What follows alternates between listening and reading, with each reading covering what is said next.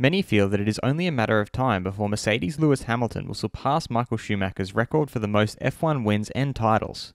This has encouraged some to suggest that Lewis Hamilton is in contention for the moniker of greatest driver ever. Three-time world champion Jackie Stewart does not agree with this notion, and during the In the Fast Lane podcast he has now explained why. I'm your host Dillon Shelley, and first up on Formula World, difficult to justify Lewis as the greatest. Stewart began by revealing his picks for the greatest driver ever. Juan Manuel Fangio is in my mind the greatest driver that ever lived, and with Jim Clark as the second greatest, even ahead of Ayrton Senna. He then compared the drivers from the past to the current drivers. Those people sometimes only ran maybe 6, 8 or 9 races a year in the Formula 1. They drove sports cars, GTs, etc. But in the World Championships now, Lewis Hamilton or any of the other top contenders today are doing 22 races or 21 races, but only in F1. It is not the same playground. He reiterated he is not looking down on Lewis's accomplishments, but added how Mercedes' dominance has played a big role in his success. Lewis drives extremely well, make no mistake. I am in no way diminishing his skills. Lewis made a very good decision when he left McLaren at that time and went to Mercedes-Benz.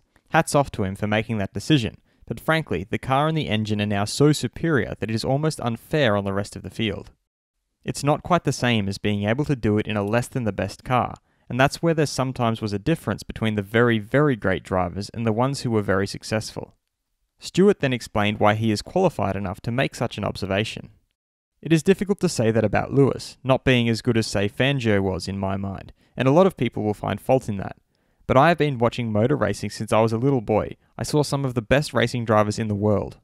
He then compared Lewis to Michael Schumacher and reiterated why it would be difficult to justify Lewis as the greatest against all these drivers.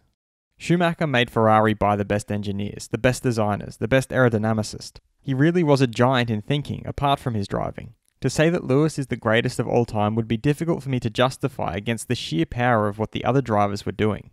He signed off by pointing out the one thing that was different in his era which makes gauging the greatness of a current driver difficult.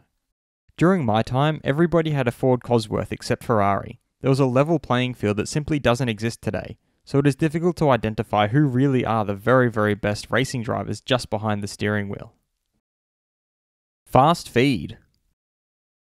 McLaren team principal Andreas Seidel accepts that the integration of the Mercedes power unit is like an open heart surgery, but he's confident it will work. He reasoned that McLaren already have some experience changing engine partners.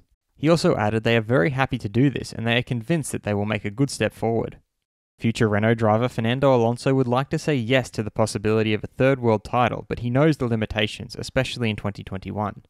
He also feels that in 2022 nobody knows for sure what is going to happen, and he doesn't want to set the goal of a third world title on his return to F1.